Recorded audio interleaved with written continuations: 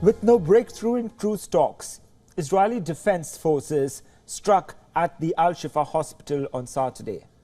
They claim to have shot down over 170 gunmen. The Palestinian Health Office says at least 5 patients were also killed in the attacks. The latest aggression comes as part of Israel's continued offensive. Israeli troops stormed the Al-Shifa hospital, one of the last functioning hospitals in Gaza. The IDF says the hospital is connected to tunnels that lead into basements, which are used as military bases by Hamas. We are continuing with this operation. The leadership of the commanders is excellent. And we will finish this operation only when the last terrorist is in our hands, alive or dead. The armed wing of Hamas and Islamic Jihad fighters were involved in fighting. They engaged in fighting the Israeli forces around the hospital. However, they have denied any Hamas presence inside the hospital. At least 8 other people, including 2 women, were killed by Israeli strikes in central Gaza. The strike hit a residential building in Deir al-Bala. The injured have been admitted to the Al-Aqsa hospital. This comes even as Israel was in line with moving civilians to safety before launching a ground offensive in Rafah. Israel has, however, blamed Hamas for civilian casualties, saying that they deliberately operate out of residential areas.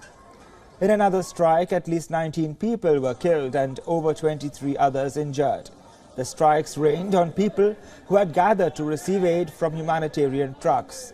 The IDF has called the claims false and said a thorough investigation was required.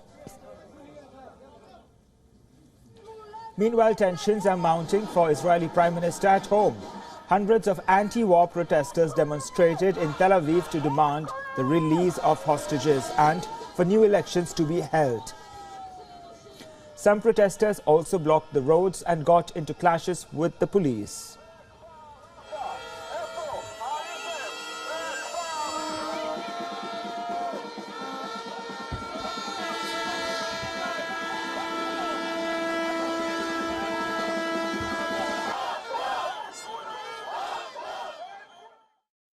Our leadership is isolating Israel from its peers, from its other countries who are as liberal, as democratic as we used to be, in order for them to stay in power, and consequences be them.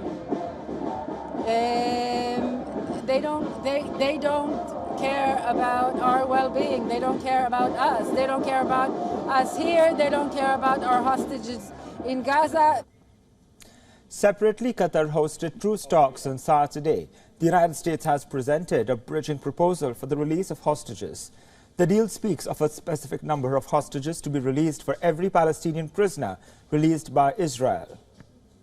While Hamas has said that they are looking for a permanent halt in fighting, Israel has vowed to not back off until the militant group's military and administrative capabilities are exhausted.